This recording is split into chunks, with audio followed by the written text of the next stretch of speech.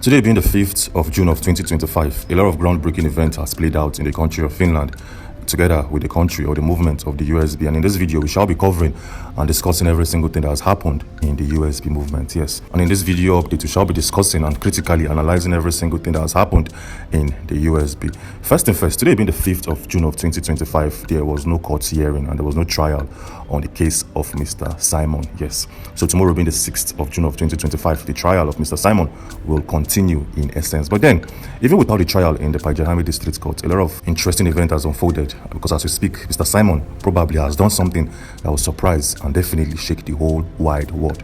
So the question here is, what has Mr. Simon pulled off from Kilamakoski Correctional Center? Well, just in case you don't know, on the 3rd of June of 2025, we received a publication coming from the Daily Post that made it very, very interesting and at the same time, a rather very, very surprising update. So the question here is, what is this update coming from the Daily Post? Well, take a look at this publication showing right now on your screen where it states, Simon sues Ngozi Orabueze in Washington over the IPOB members database.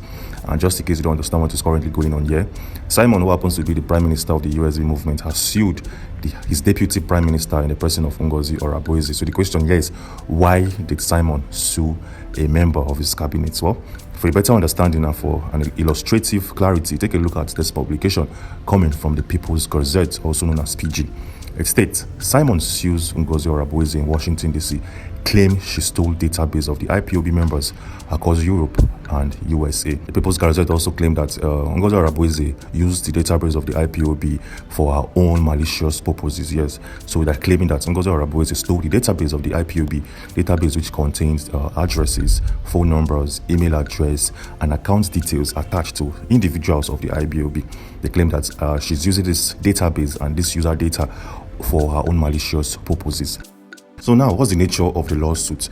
Because as claimed by Daily Post and the People's Gazette, they claim that Mr. Simon has filed a lawsuit against Ngozi Orabueze. So the question here is, what's the nature of this lawsuit? We'll take a look at this publication or article coming from a reliable source in Finland. It states, Simon alleges that Orabueze engaged in misconduct by taking control of the database, which is crucial for the operations of the IPOB movement. He is seeking financial penalties and coverage for attorney's fees and other costs incurred during the legal proceedings. Context: this legal action highlights ongoing tensions within the IPOB leadership, particularly regarding the management and direction of the movement. On the other hand, Ngozi Orabueze, a couple of days back, came out to make a very, very interesting statement. She posted a statement or an article on our official Twitter or X page to give more clarity and to give more light about this ongoing case between herself and Mr. Simon. Take a look at this publication coming from the DPM, Ngozi Orabueze, where she stated that the Nigerian government and their agents in the BRGI are restless, using the name of our Prime Minister to promote their evil agenda. They have failed woefully. The USB government will show Armand Dabiri, Elias, and Ogen Kere that we are made of Steiner stuff. This exposes those fighting the actualization of the sovereign state of the USB and our Prime Minister in the person of Simon. Dear USB citizens, be not moved. The battle is won. She also went a step further to highlight or to pinpoint the publication of news coming from the Daily Post, Nigeria. Yes, when you look at this publication critically, you'll notice that Ngozi Orabueze made mention of some names. She called out Armand Dabiri, she called out Elias and Oge Nkere. And just in case you don't know who Armand Dabiri is, he happens to be the lawyer appointed by Simon to represent the USB in International Front House. And now, the DPM, Ngozi Orabueze, claims that Armand Dabiri is currently working with the Nigerian government. Wow, this is a very, very strong claims and allegations coming from this lady.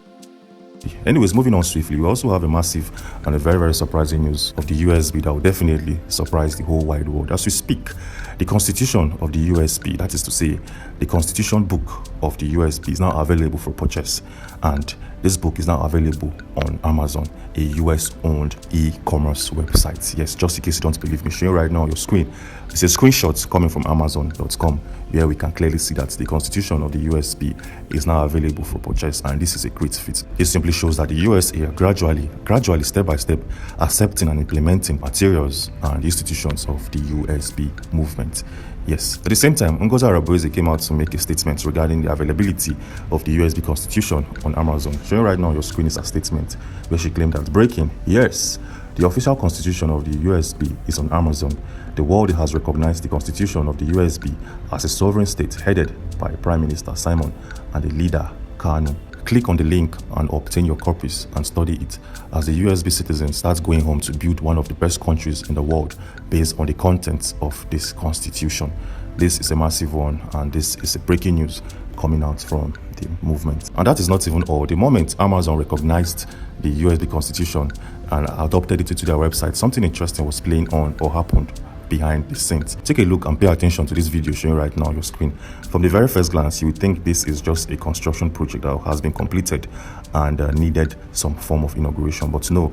This particular video and building showing right now on your screen happens to be the official embassy of the USB movement. Yes, this is a newly inaugurated embassy for the USB, which was approved by the US government. Well, just in case you don't believe me, take a look at this tweet coming from the official government page, where it states, official grand opening and cutting of ribbon of the USB Embassy, Washington, D.C.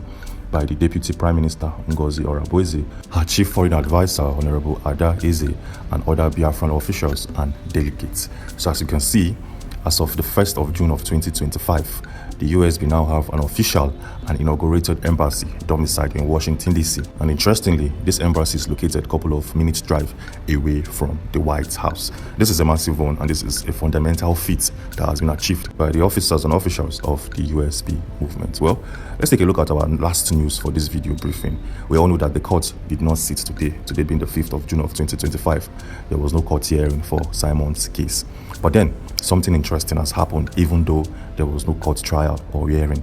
Some group of lawyers came out to make a full clarity regarding Simon's trial in the Paijahami District Court. Yes, just in case you don't know, if by peradventure Simon is found guilty of the charges leveled on him, he is going to serve at least 6 years imprisonment. Yes, just in case you don't understand, 6 years is the time frame or the sentencing that will be leveled on Simon if he's found guilty.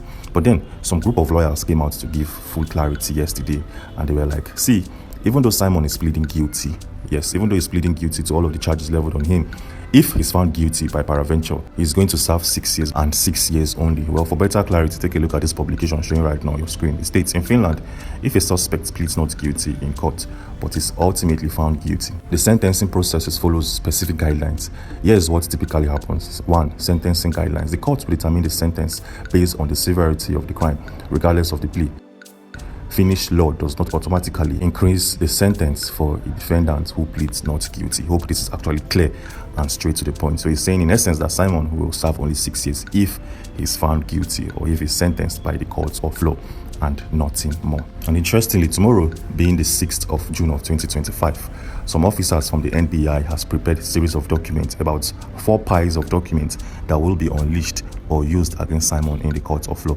Tomorrow's court hearing is going to be one of the biggest and one of the most strangest that we ever see or heard before. So if you haven't subscribed to this channel, do well to subscribe and turn on post notifications, because by tomorrow 8 p.m. we'll be dropping every single detail that happened in the Paijahami District Court.